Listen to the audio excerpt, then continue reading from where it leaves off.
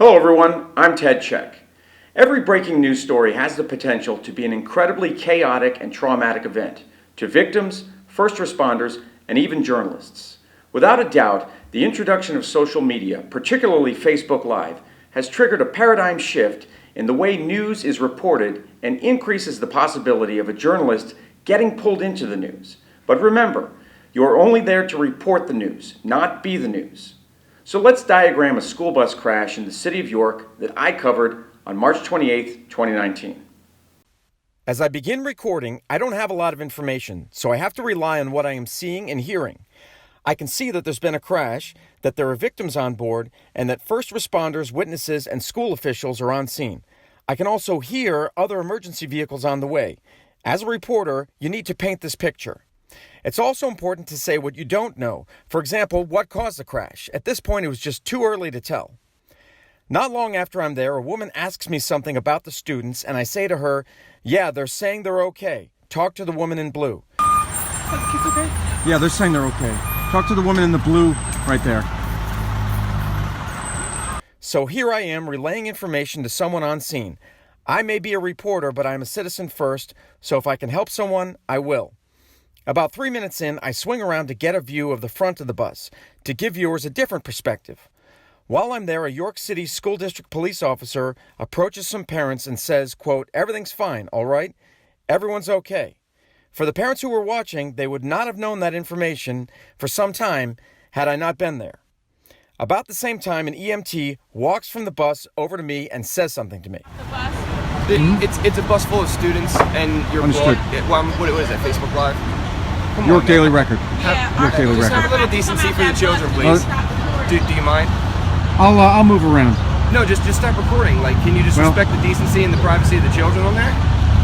Well, this is for all the individuals who aren't able to be here, so that they can. It's not a public event. It's an emergency. All right, we're trying to secure the Oh, you vehicle can- so that we can start taking patients off. We can talk later. You can talk with my editors and we can I don't discuss really it care further. about your editors. I just don't think that you need to be recording these children right now. Okay. Well, this is for all the individuals who couldn't be here that are interested in. All right, well, it's more an issue of morality, really. Sorry. It's more an issue of morality. Just have some decency. They're kids. They're injured. They don't need you sticking a camera in their face. Thank you. At that point, I decided to end the conversation and walk away. I had no interest in going back and forth with the guy. I had a job to do. Again, attempting to defuse the situation, I said something quick and then continued walking away.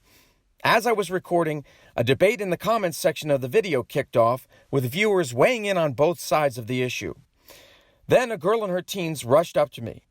I couldn't make out everything she said, but I did hear stop recording and that her brother was on the bus. Cross of Maryland. We've been asking multiple times to stop recording. Okay, but it's not this public matter for you to be recording. It is No, actually. because my brother's on that bus. It's about as public as can be.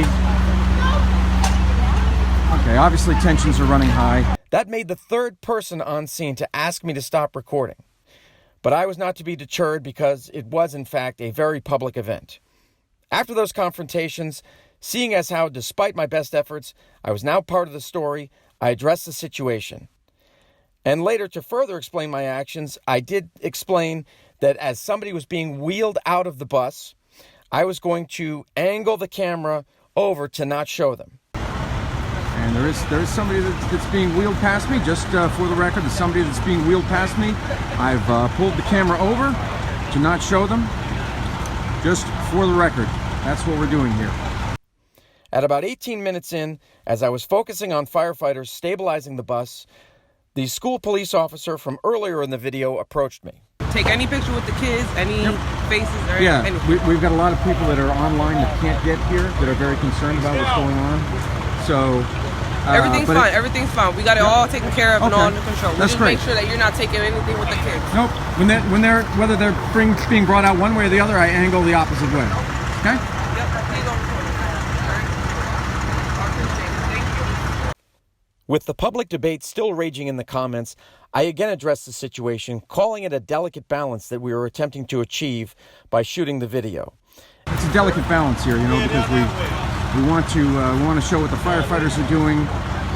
This is a very public event. That, I'm here on the street. We have public servants here firefighters, EMTs, and police. So it's about as, and it's a public bus, as far as I know. So it's about as public as you can get. However, we do want to respect that there are juveniles that are on this bus. As I said that, firefighters brought more victims out, and so you see I again positioned myself behind a fire engine to not focus on them. About a half an hour in, when the rescue efforts were over, the York City School District cop shook my hand. John, I don't believe that anybody is still on the bus. They just got the last kid off the bus. Oh, that's great. Yeah. Thank you. Thank you. Is the fire chief here? You know? He's taking pictures right Oh, okay. All right. Thanks. So when reporting a breaking news incident, whether you are using Facebook Live or not, you must make every effort to avoid confrontation, always maintaining professionalism while continuing to do your job. As you saw in the video, I attempted to be as accommodating as I could, but there were lines I would not cross. As a modern-day reporter, the tools may have changed, but the mission remains the same. Be nimble, be firm, report the news.